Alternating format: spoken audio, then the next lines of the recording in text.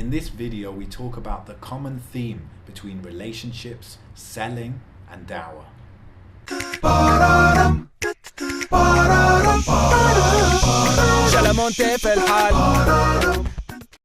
Assalamu alaikum wa rahmatullah. This is Amin with Seera Masters, developing the Muslim mindset for success. Yes, we're always dealing with mindset, with lifestyle and how to design them. And generally, I avoid topics that are strictly Islamic, okay? Even though we're Muslims and everything that I talk about is influenced by Islam, by the Sunnah, etc. Definitely. This video is a little bit more direct about an Islamic topic, but also it's the mindset approach that you take to it. And you'll see what I mean. So the topic is dawah, okay, calling people to Islam, calling people to obey Allah more if they're already Muslim. This is all dawah. Now, I noticed a lot of the times when we talk about dawah, we think about dawah stalls, in the West at least.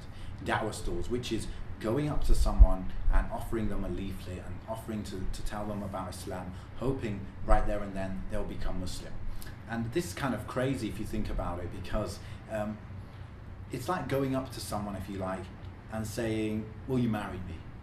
You know, how often are they going to say yes? They don't know you, they don't know what you're about, they don't know what they're getting themselves into, etc. It's not something that you do right there and then. You're going to develop a relationship over a long period of time, and then you go for the ask. Similarly, in sales and marketing, there's something called a marketing funnel or sales funnel. And what that is a process of getting someone from the first meeting to that conversion at the end, or the sale. In fact, they use the word conversion as well as, you know, in dawah we also say they converted to Islam. So the end goal is conversion, okay? And there are people who, you know, they make a funnel and they really tweak it and optimize it so it gets the best sales result at the end. But the point is that they see it as a process. They just met us here, they're not going to buy right away.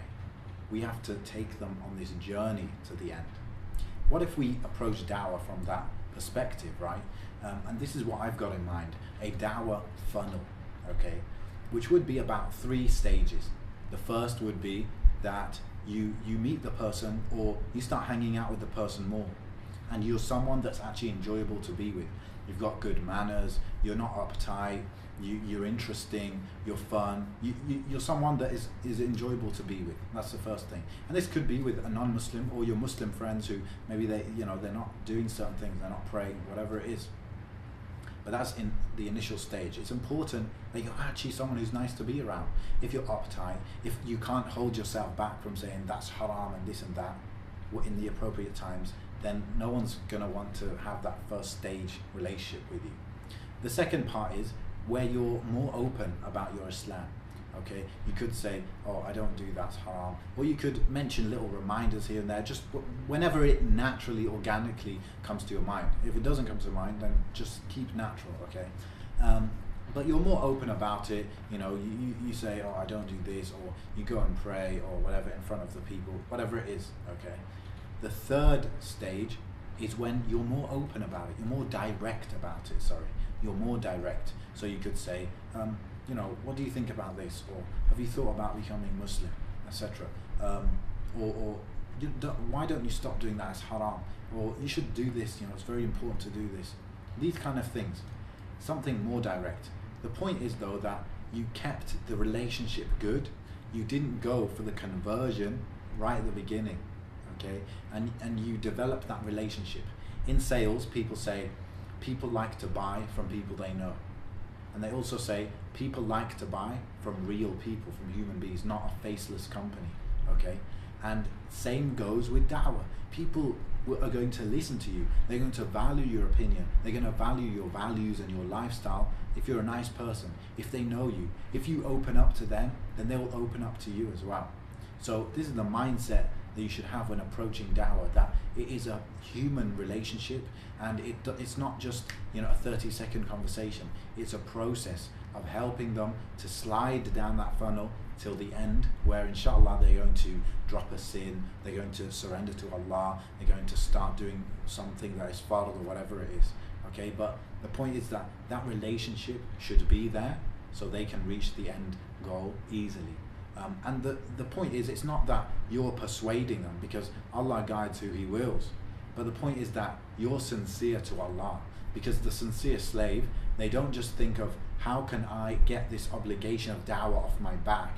The sincere slave says, okay, my goal is that they are guided through me, that Allah guides them through me. How best can I achieve that goal? See, there is the goal of someone converting, and there's the goal of, oh, I gave them da'wah, oh, it's over, I got the burden off my back. So the sincere slave, they want the real goal, and they ask themselves, what is the most efficient way of reaching it? And that is that's more sincere. If you actually put that thought into, how can I actually do this in a better way? So thank you for listening. I hope you got the idea.